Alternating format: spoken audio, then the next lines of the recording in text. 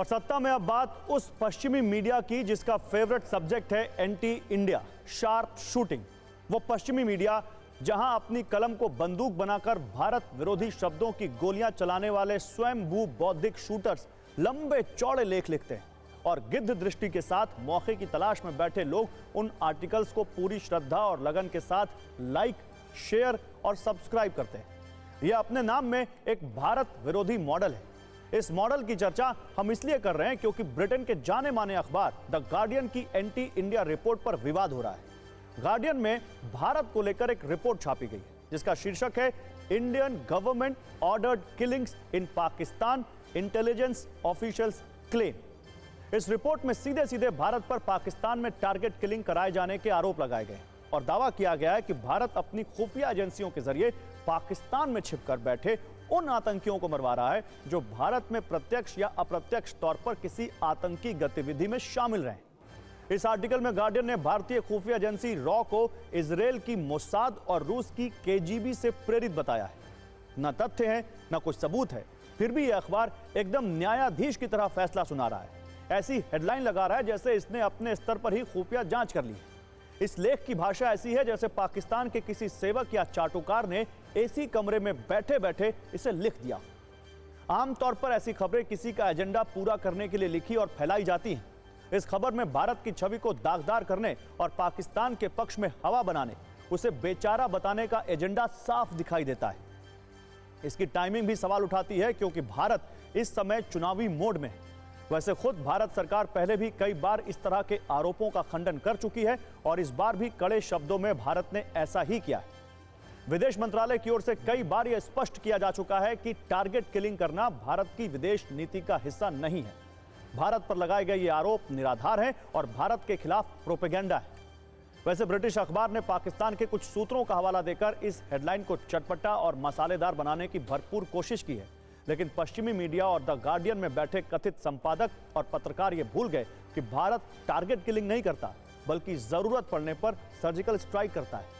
आतंकियों को उनके अड्डे में ही घुस कर मारता है और डंके की चोट पर मारता है।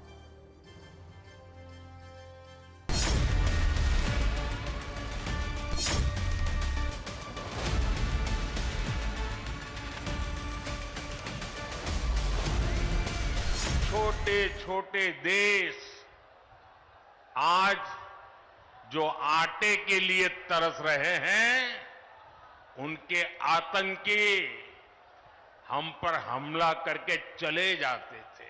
मोदी ने कहा ऐसे नहीं चलेगा। आज का भारत घर में घुसकर मारता है। इस ढंग की खबरें आ रही हैं। इससे पहले क्या खबर आती थी कि पाकिस्तान वाले आए और घुसकर भारत में इतने लोगों की हत्या करके चले गए, इतने धमाके करके चले गए।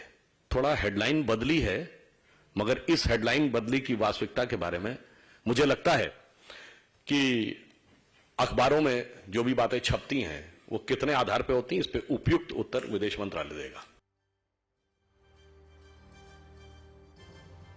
वैसे तो विदेश मंत्रालय ने टारगेट किलिंग वाले आरोप पूरी तरह खारिज किए हैं, लेकिन हम अपने न्यूज मित्रों को एक लिस्ट जरूर दिखा देते हैं।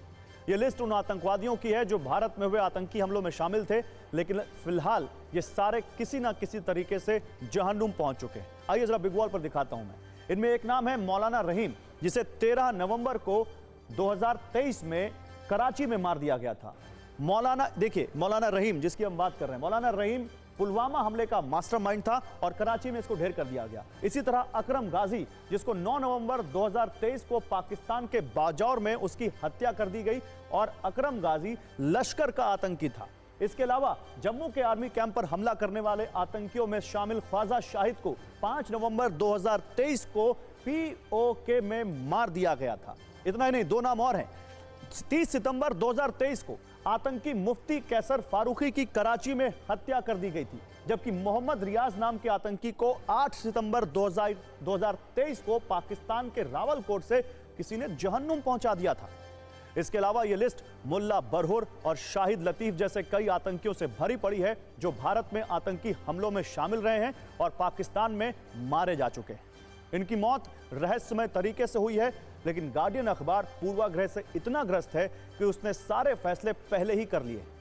कलम में भारत विरोध वाली स्याही हो या कि बोर्ड में या कीबोर्ड में एंटी इंडिया एनर्जी हो, तो फिर ऐसे ही लेख प्रकाशित होते हैं।